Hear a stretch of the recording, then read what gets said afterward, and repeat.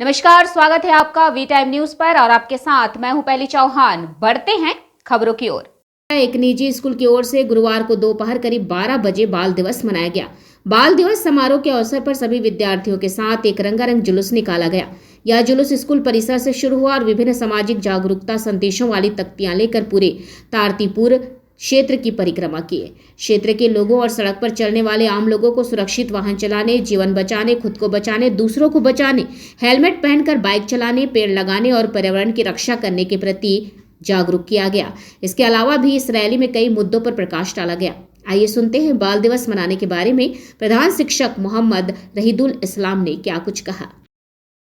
এই শিশু দিবস বিভিন্ন অনুষ্ঠানের মাধ্যমে আমরা পালন করলাম। আমাদের মূল ফোকাসটা ছিল সমাজকে সচেতন করা, তাই আমরা গোটা গ্রাম পরিক্রমা করলাম।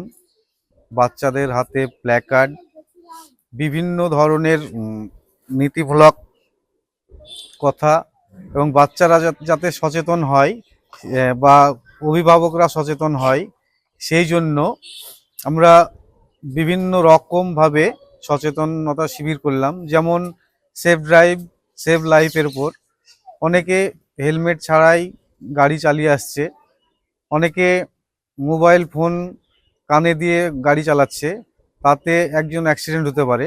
তাই আমরা গাড়ি ধরে তাদেরকে সচেতন করলাম। বাচ্চারা সবাই মিলে তাদেরকে চকলেট খাইয়ে অনুষ্ঠানটা আমাদের সচেতন করা হলো।